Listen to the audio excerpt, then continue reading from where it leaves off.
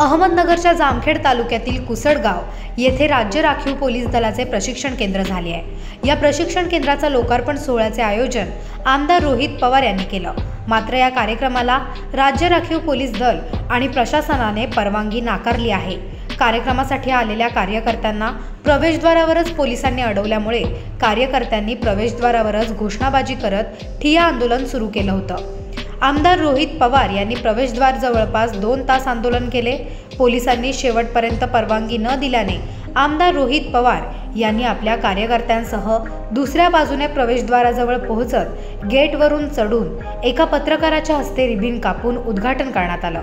यानंतर रोहित पवार यांनी प्रवेशद्वाराजवळच नारळ फोडून गुलाल उधळला। यावेळी रोहित पवार यांच्या कार्यकर्त्यांनी जोरदार घोषणाबाजी करत प्रशासनाचा निषेध नोंदवला। यानंतर लोकार्पण सोहळा कार्यक्रमाला सुरुवात झाली।